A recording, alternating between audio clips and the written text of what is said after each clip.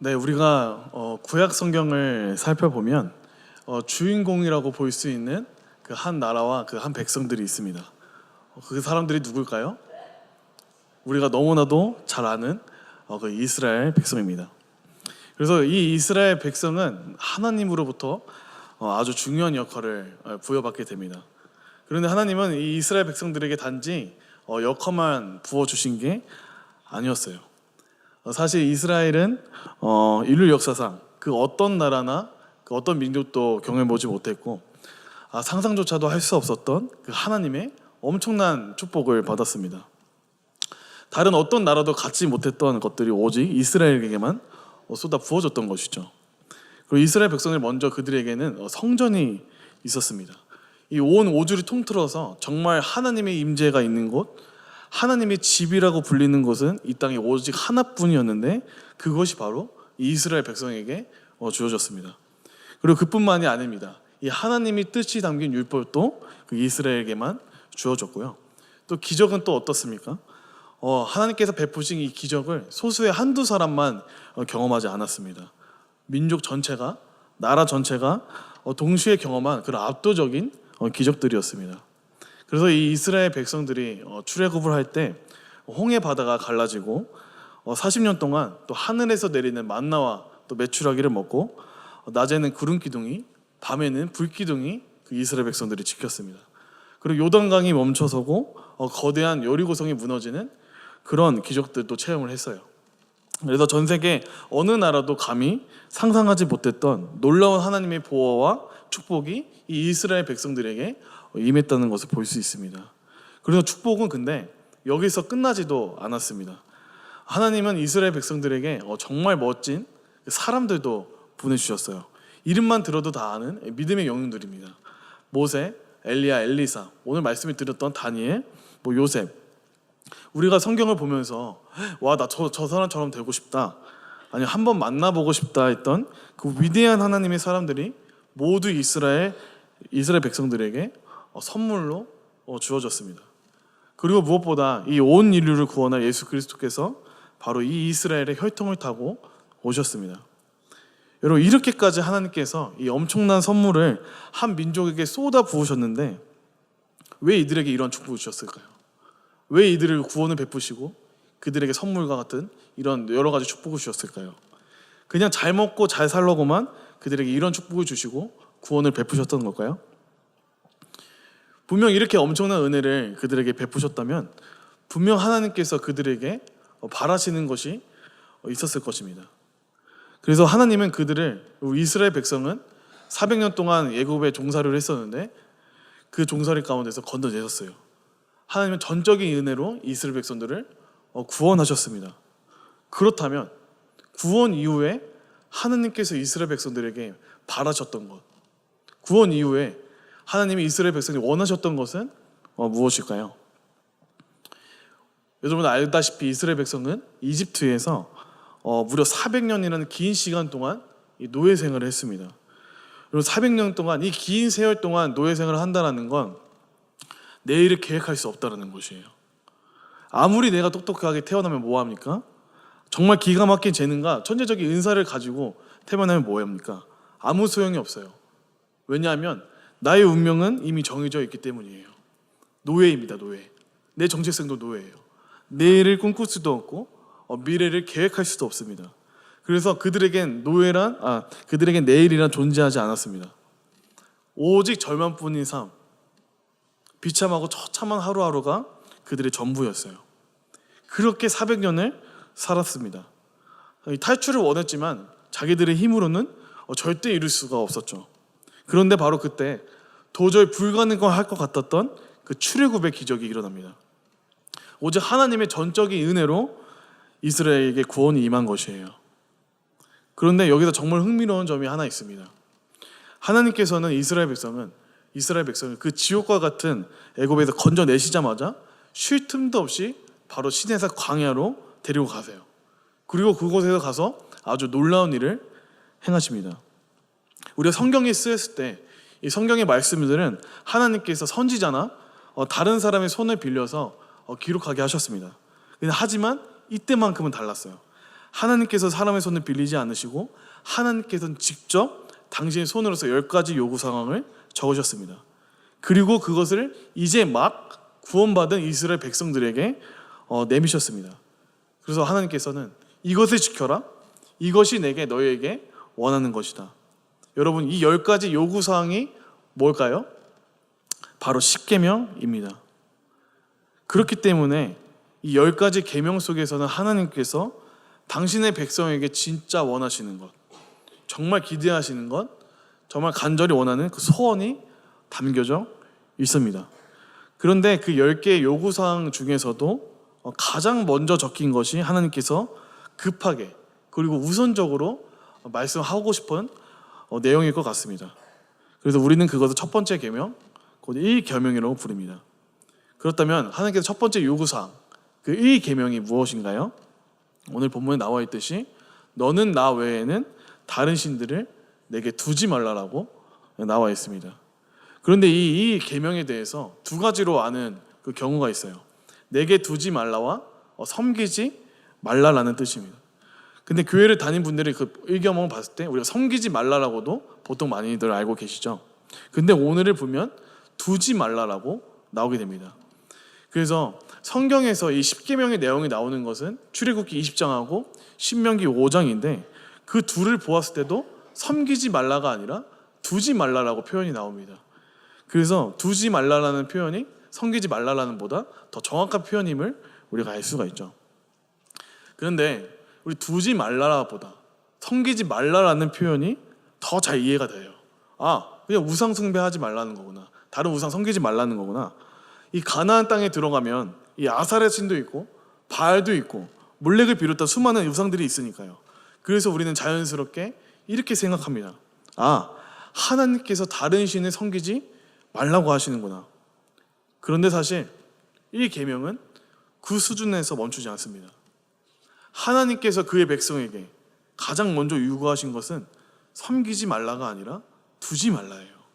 그런데 이 두지 말라라는 말을 접했을 때 조금 애매하게 들립니다. 딱 개념이 잡히지가 않아요. 도대체 무슨 뜻일까요? 이 두지 말라라는 말이. 여러분, 이 말씀을 제대로 이해하려면 그 앞에 있는 단어를 이해하면 좀 쉬운데요. 바로 이 표현입니다. 나 외에는이에요. 나 외에는 이 표현이 어떤 뜻인지를 좀 더 명확하게 알면 무슨 뜻인지 금방 알 수가 있습니다. 여러분, 이 나 외에는 번역된 히브리어는 무엇이냐면 알파나이라는 단어입니다. 그래서 이 알파나의 원래 의미는 뭐냐면 내 얼굴 앞에라는 뜻이에요. 그렇기 때문에 이 10계명 가운데서 첫 번째 계명 출애굽기 20장 3절을 이렇게도 번역할 수가 있습니다. 너는 다른 신들을 내 얼굴 앞에 두지 마라. 여러분, 이 말이 무슨 뜻이냐면요, 하나님께서 이스라엘 백성들을 애굽에서 건져내시자마자 가장 먼저 요구하신 것이 무엇이면요, 이제 내 얼굴 앞에는 너만 있어라. 그리고 너희 얼굴 앞에는 나만 있게 하라. 내 얼굴과 너희 얼굴 사이에는 그 어떤 것도 두지 말라는 이 말씀이 바로 첫 번째 계명이라는 것이에요. 그래서 이거는 이 첫 번째 계명은 하나님께서 이스라엘 백성들에게 단순히 우상 숭배만 하지 말라는 것이 아닙니다. 당연히 우상 숭배 하지 말아야겠지만 이것을 더 넘어서 이제 제발 내 얼굴 앞에는 너만 있어라. 그리고 너희 얼굴 앞에는 나만 있게 하라. 내 얼굴과 너희 얼굴 사이에는 그 어떤 것도 두지 마라. 아무것도 두지 말라고 하신 말씀이 첫 번째 계명입니다. 이것이 하나님께서 요구하신 첫 번째 요구예요. 그래서 우리 출애굽기 29장 46절에는 하나님께서 이 이스라엘 백성을 출애굽시키신 목적과 이유가 분명하게 나와 있습니다. 제가 한번 읽어드릴게요. 그들은 내가 그들의 하나님 여호와로서 그들 중에 거하려고 그들의 애굽 땅에서 인도하여 낸 줄을 알리라. 나는 그들의 하나님 여호와니라. 여러분, 이 말씀에 의하면 하나님께서 이스라엘 백성들을 애굽에서 건져내신 이유가 뭐냐면 그들 중에 거하려고. 하나님께서 이스라엘 백성을 구원내신 이유가 뭐냐면 그냥 같이 있고 싶으신 거예요. 그냥 같이 이스라엘 백성과 함께 하고 싶으신 것입니다. 여러분, 하나님께서 돈이 필요하셨을까요? 만약 돈이 목적이었다면 이스라엘 백성들을 출애굽시키면 안 됩니다. 애굽 백성들은 데리고 나와야죠. 그 당시 애굽은 전 세계 최강대기였고 가장 부유한 나라였잖아요. 그러니 하나님이 정말로 돈을 원하셨다면 이스라엘 백성이 아니라 애굽을 택하셨어야 합니다. 그럼 하나님께서는 또 일꾼이 필요하셨을까요? 아니면 좋은 건물이 필요하셨을까요? 그렇다면 역시 이스라엘 백성이 아니라 애굽 백성을 데리고 나와야 합니다. 당시 모든 최첨단 기술, 문명, 건축 시스템은 다 애굽 사람들에게 있었기 때문이에요. 그런데 하나님은 그들을 택하지 않으셨습니다. 하나님께서 이스라엘 백성들을 건지져내자마자 가장 먼저 요구하신 것은 무엇이냐면 이제 제발 내 얼굴 앞에는 너만 있어라. 그리고 너의 얼굴 앞에는 나만 있게 하라. 내 얼굴과 너의 얼굴 그 사이에 그 아무것도 두지 마라. 이것이 하나님께서 이스라엘 백성을 향해서 가장 먼저 요구하신 것입니다. 그래서 하나님께서 이스라엘 백성들을 건져내신 구원의 제신 첫 번째 목적은 다른 것도 아니라 그냥 같이 있고 싶은 거예요. 같이 있고 싶은 거예요. 그냥 이스라엘 백성과 함께 있고 싶으신 겁니다. 여러분, 이 구약의 출애굽은 예수 그리스도의 구원과 분명하게 연결이 됩니다. 그래서 하나님께서 이스라엘 백성을 출애굽한 사건은 다른 말로 하면 우리 예수 그리스도께서 십자가를 통해 우리를 죄에서 구원하셨다는 것을 미리 보여주는 사건입니다. 그렇다면 하나님께서도 우리를 구원하신 목적이 무엇일까요? 우리를 향해 하나님께서 가지고 계신 그 기대는 무엇일까요? 여러분, 출애굽의 목적과 똑같습니다. 이제 내 얼굴 앞에는 너만 있어라. 그리고 너희 얼굴 앞에 나만 있게 하라. 내 얼굴과 너희 얼굴 사이에 그 어떤 것도 두기 원하지 않아. 아무것도 두지 마라. 여러분, 이것은 구약의 이스라엘 백성에게 하신 말씀이 아닙니다. 예수 그리스도의 십자가로 구원받은 우리를 향해서도 하나님께서 동일하게 하시는 그 말씀이라는 거예요. 그래서 하나님께서 우리를 구원하신 이유는 우리를 부려먹기 위함도 아니고 우리에게 무언가를 더 얻어내기 위함도 아닙니다. 같이 있기 위해서예요. 내가 나랑 사랑하는 관계 안에 거하고 싶어서 우리를 구원내신 거예요. 내 얼굴과 너희 얼굴 사이에서 그 어떤 것도 끼워 넣지 않는 관계, 그것이 하나님께서 우리를 향해 가지고 있는 가장 급박한 소원입니다. 즉, 하나님은 우리와 사랑하고 싶어 하세요. 다른 것이 아니라 정말 우리와 뜨거운 사랑을 하나님께서 하고 싶으신 것입니다. 여러분, 연애할 때, 여러분 정말 신호초나 아니면 처음 연애했을 때 그 연애할 때의 특징이 뭔 줄 아세요? 그 커플의 특징은 떨어지질 않으려고 합니다. 그래서 아침부터 보더라도, 아니 잠을 줄여서라도, 시간을 어떻게 쪼개서라도 1시라도 같이 있으려고 합니다. 그래서 가능하면 하루 종일 같이 있으려고 합니다. 이른 아침부터 만나서 밥도 먹고 카페도 가고 맛있는 빵도 먹고 같이 영화도 보고 보드게임도 하고 같이 공부도 하면서 하루 종일 같이 있죠. 그러다 밤이 되면요, 이 어쩔 수 없이 여자친구를 집에 데려다 줘야 합니다. 근데 그리고 들어가라고 해요. 그러면 그 자매가 바로 들어갑니까? 절대 안 들어가죠. 이렇게 말합니다.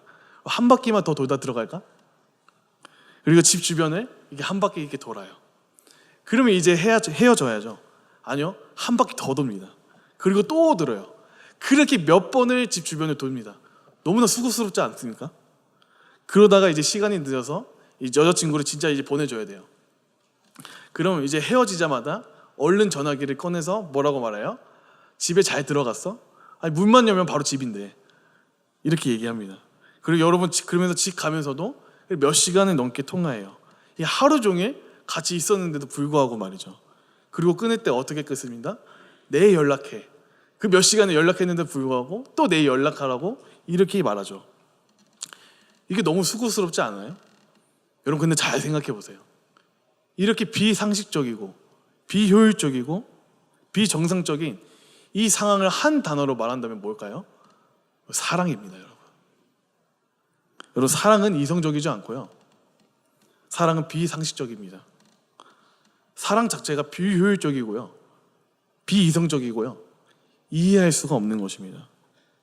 여러분, 사랑하는 두 남녀가 이렇게 교제를 하다가 깨졌어요. 그럼 누가 더 힘들까요? 남자일까요? 여자일까요? 둘 다 아닙니다. 더 사랑하는 사람이 힘듭니다. 그렇다면 하나님과 나의 관계가 깨졌어요. 그럼 누가 더 힘들까요? 솔직히 말하면 우리는 별로 힘들지도 않습니다. 아니, 관심도 없어요. 하나님 깨졌어요. 말하지 그랬어요. 저 몰랐네. 이 정도입니다. 우리는 잘 관심도 없어요. 그런데 우리가 관계가 깨어졌을 때, 우리가 멀어졌을 때 정말 아파하시는 분, 힘들어 하시는 분은 하나님이세요. 여러분, 하나님은 우리를 너무나 사랑하셔서 자신의 아들을 바쳤습니다. 여러분, 어느 누가 그 사랑을 회복하기 위해서 자기 아들을 바쳐요. 여러분, 그거는 비상식적이고요, 이성적이지도 않고 효율적이지도 않습니다. 나랑 관계를 회복하려고 독생자를 죽여요? 말도 안 되는 겁니다. 그런데 그 말도 안 되는 하시는 분이 우리 하나님이라는 거예요. 여러분, 사랑하는 관계 안에서 상대방으로 인해서 내가 상처를 받았는데 상대방이 그 사실을 모른다고 한다면 그 관계가 건강하다고 말하기는 어렵겠죠. 여러분, 사랑하면 느껴져요. 표정이 달라지면 알고 말투가 달라지면 압니다. 그런데 여러분, 하나님과 우리의 관계는 그 상태일지도 몰라요. 우리는 모릅니다. 아니, 정확히 말하면 알려고 하지도 않습니다. 여러분, 하나님, 그냥 내가 그 주일 예배 꼬박꼬박 나오면 되잖아요. 그냥 헌금하면 되잖아요. 하나님, 그럼 됐죠. 내가 이 정도 봉사하잖아요. 그럼 됐죠. 하나님, 대체 나에게 더 뭘 원해요? 여러분, 하나님은 돈을 구걸하시는 분이 아닙니다. 하나님께서 정말로 그의 백성에게 먼저 원하시는 것은 무엇이냐? 이제 제발 내 얼굴 앞에는 너만 있어라. 그럼 내 얼굴 앞에는 나만 있게 하라. 내 얼굴과 너의 얼굴 사이에 난 그 어떤 것도 두고 싶지 않아. 하나님이 원하시는 것은 이런 겁니다. 여러분, 카페에 가면 또 이 커플이 종종 보이기도 하는데, 이 뜨거운 커플이 본 적 있으세요?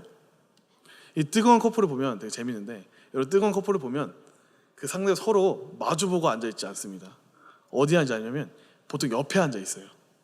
그리고 옆에 붙어있는데도 불구하고 더 옆으로 갑니다. 완전 밀착되어 있어요. 거의 한 몸처럼 보이기도 합니다. 그럼에도 더 옆에 붙어있고 싶어하고 더 옆에 가고 싶어합니다. 근데 그러다가 갑자기 누군가에게 연락이 오잖아요. 그럼 되게 짜증납니다. 여러분, 사랑하면 방해받고 싶지 아니합니다. 누가 끼는 걸 싫어해요. 여러분, 그 관계를 우리는 사랑이라고 부르죠. 여러분, 하나님께서 그의 백성을 출애굽시키자마자, 구원하시자마자 제일 먼저 요구하신 것이 무엇입니까? 너 나를 위해서 뭔가 해줄 수 있니? 내가 너를 이렇게 구원해줬는데 너는 나를 위해 뭘 해줄 수 있니? 여러분, 하나님은 그런 질문을 먼저 하시지 않았어요. 하나님께서 제일 먼저 요구하신 것은 내 얼굴 앞에 다른 것을 두지 마라. 이제 제발 내 얼굴 앞에는 너만 있어라. 우리 사이에 그 어떤 것도 없게 해. 여러분, 이분이 하나님이십니다. 그리고 예레미야에서 보면 하나님께서 어느 날 예레미야 선지자를 불러서 하나님께서 그의 백성에게 하시고 싶은 말씀을 예레미야를 통해서 전하게 하세요. 그리고 예레미야 2장 2절에는 이렇게 나와 있습니다. 여호와의 말씀이 내게 임하니라. 이르시되 가서 예루살렘의 귀에 외치지니라. 여호와께서 이와 같이 말씀하시기를 내가 너를 위하여 내 청년의 때와 청년 때의 인애와 내 신혼 때의 사랑을 기억하노니. 그리고 이 말씀이 하나님께서 예레미야에게 전하라고 주신 그 말씀이에요. 예레미야야, 너 백성에게 가서 이렇게 말해라. 내가 너희와 나눴던 그 신혼의 사랑, 그 청년 때의 인애를 내가 지금도 기억하고 있다고 말 좀 전해줘. 그럼 여러분, 이 말씀을 들으면 질문이 생기죠. 하나님이 기억하시는 그 이스라엘 백성들과의 신혼의 때, 그 청년 때, 그 뜨거운 사랑의 때는 과연 언제였을 거예요? 본문 뒤에 나와 있어요. 곧 씨 뿌리지 못하는 땅, 그 광야에서 나를 따랐음이라. 그리고 하나님께서 기억하시는 이스라엘과의 신혼의 사랑, 그 청년 때의 뜨거운 사랑은 출애굽 이후 가나안에 들어가기 전 40년간의 광야의 시간이에요. 하나님은 그 시간을 신혼으로 기억하십니다. 청년 때의 뜨거운 사랑으로 기억을 하십니다. 여러분, 그럼 이런 생각이 들죠. 아니, 하나님 그 광야의 시간이 그토록 좋으셨나? 왜냐하면 우리 그 40년 동안 우리는 이스라엘 백성들이 하나님 앞에 얼마나 불평했는지를 우리는 잘 알고 있기 때문이에요. 성경을 보면 이스라엘 백성이 광야에 있는 시간 동안 하나님을 향해 삿대질하고 원망하고 불평하고 이 대적했던 기록들이 가득합니다. 그런데 재밌는 건 뭐냐면 하나님은 그 시절을 다르게 기억하세요. 우리는 그 반역을 기억하는데 하나님은 그 사랑을 기억하세요. 왜 그럴까요? 여러분, 하나님도 광야가 어떤 곳인지 너무나 잘 아십니다. 예레미야 2장 6절에는 이렇게 나옵니다. 광야, 곧 사막과 구덩이 땅, 건조하고 사망의 그늘진 땅, 사람이 그곳으로 다니지 아니하고 거주하지 아니하는 땅. 하나님도 아시는 거예요. 그 광야가 어떤 곳인지. 거기 사람이 살 곳이 아니라는 거. 그늘도 없고 물도 없고 음식도 없고 이 사람이 살기는커녕 다니지도 못하는 나는 땅이라는 걸 하나님도 아십니다. 그런데 여러분, 그 광야에서 이스라엘 백성은 어떻게 했나요? 불평했어요. 원망하고 하나님께 짜증도 냈어요. 그렇지만 구름이 떠오르면 불평하면서도 짐을 다 쌌습니다. 구름이 왼쪽으로 가면 불평하면서도 왼쪽으로 갔습니다. 구름이 멈추면 불평하면서도 다 멈췄습니다. 단 한 번도 구름 없이 움직인 적이 없고 단 한 번도 말씀을 무시한 채 자기 갈 길을 간 적이 없었습니다. 그러니까 광야는 이러한 곳이었어요. 불평은 있었지만 그 말씀만이 전부였던 것. 그래서 하나님께서 그 시간을 이렇게 기억하시는 겁니다. 예레미야야, 너 내 백성에게 한마디만 전해라. 내가 너희와 나눴던 그 신혼의 사랑, 그 청년 때의 인애를 내가 아직도 기억하고 있다고 말해줘. 여러분, 저는 하나님께서 오늘 우리에게도 이렇게 말씀하신다고 믿습니다. 하나님이 우리를 구원하신 이유와 목적은 우리가 사랑하고 싶어서예요. 그냥 피상적인 사랑 말고, 그냥 말로만 하는 사랑 말고 진짜 하나님과 교제하는 그 사랑을 하나님은 원하신다는 것이에요. 우리가 그럴 때가 있지 않습니까? 정말 말씀만으로 충분했던 때, 정말 예배 드리는 것이 기뻐서 교회 나오는 게 너무 설렜던 때, 그냥 말씀 한 구절을 읽고 내가 지금 그 말씀 따라 정말 감동이 돼서 눈물을 흘렸던 때, 아니 찬양에 부르면서 내 마음이 너무나 감동되고 위로와 평안이 가득할 때, 그렇게 하나님과 교제하는 것만으로도 내 삶에 기쁨이 넘치고 하나님과 교제하는 것만으로도 내 삶에 충만했던 때가 있지 않습니까? 하나님의 그 사랑의 관계를 우리에게 원하시는 겁니다. 여러분, 우리는 그리스도인으로 살면서 예수 그리스도를 따라간다고 말합니다. 그렇다면 어떻게 예수님을 따라갈 수가 있냐? 여기서 중요한 원리가 담겨져 있는데요, 그것은 하나님을 경외하는 것입니다. 근데 경외한다는 말이 무슨 뜻이냐면 공경하고 두려워한다는 말이에요. 그런데 그렇다면 우리 경외라는 것은 우리가 하나님을 두려워하는 것인데 우리가 뭘 두려워해야 하는지가 굉장히 중요합니다. 그래서 내가 뭘 두려워하고 있는지가 핵심이에요. 근데 우리가 보통 하나님에 대해서 두려워하는 것이 뭐냐면 내가 이걸 저지르면, 내가 이렇게 잘못을 저지르면 하나님께 받을 징계, 책망, 매벌, 이게 두려워서 보통 죄를 짓지 않으려고 하죠. 근데 이것이 죄를 짓지 않게 하는 데는 효과가 있습니다. 근데 한 가지 문제가 있어요. 그 하나님과는 관계가 가까워지지 않습니다. 여러분, 우리가 두려워해야 할 건 벌이 아니라 내가 사랑하는 하나님으로부터 멀어지는 것 자체를 두려워해야 하는 거예요. 다윗도 그것을 두려웠고 요셉도 내가 사랑하는 하나님과 관계가 멀어지는 것을 두려워했습니다. 그러면 이렇게 되면 무슨 일이 생기느냐? 나를 하나님에게서 멀어지게 만드는 죄를 자연스럽게 멀리하게 되고요, 동시에 사랑하는 하나님 앞에 더 가까이 나아가려고 합니다. 그래서 예수 그리스도를 따른다는 것은 이렇게도 표현할 수 있을 것 같아요. 정말 주님을 사랑하십니까? 정말 주님을 사랑하는 사람은 죄와 싸우는 이유가 바뀝니다. 이거 하면 하나님께 벌 받을까 봐, 이거 하면 하나님께 책망 받을까 봐 두려운 것이 아니라 내가 사랑하는 주님이 싫어하시니까 이 죄를 멀리하는 거예요. 내가 사랑하는 하나님의 관계가 멀어질까 봐 이 죄를 두려워하는 것이고, 내 안에 성령이 떠날까 봐, 내 안에 하나님의 임재가 떠날까 봐 이 죄와 싸우는 이유인 것입니다. 그러니까 우리가 거룩하게 살려고 애쓰는 이유는 도덕적으로 사람들 앞에 보이고자 해서도 아니고 경건해 보이고자 함도 아닙니다. 사랑하는 주님 앞에 이것들이 계속해서 걸림돌이 되기 때문에 싸우는 것이에요. 그래서 죄와 싸우는 것이고, 그래서 나의 욕망들을 포기하는 것이고, 그래서 내려놓는 것입니다. 여러분, 사랑하면 계산적이지 않습니다. 사랑하면 따지지 않습니다. 하나님이 기뻐하시면 예스, 하나님 순종하겠습니다.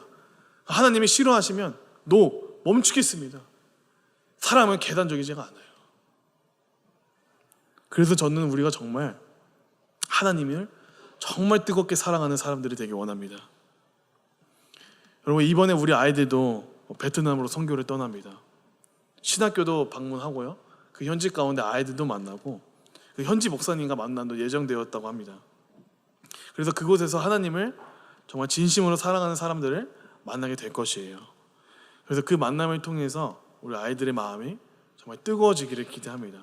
그래서 단순히 좋은 경험이 아니라 나도 하나님을 더 사랑하고 싶다는 결단이 일어나기를 바랍니다. 그래서 이번 선교를 통해서 우리 아이들이 하나님을 더 깊이 사랑하는 사람으로 자라가도록 함께 기도해 주시기를 바랍니다. 그리고 우리 역시 마찬가지입니다. 아이들뿐만이 아니라 우리 교회 가운데 정말 하나님을 뜨겁게 사랑하시는 분들이 이미 많으시지만 더욱 일어나시기를, 더 넘쳐나기를, 더욱 풍성하기를 소망합니다. 네, 이 시간 기도하겠습니다.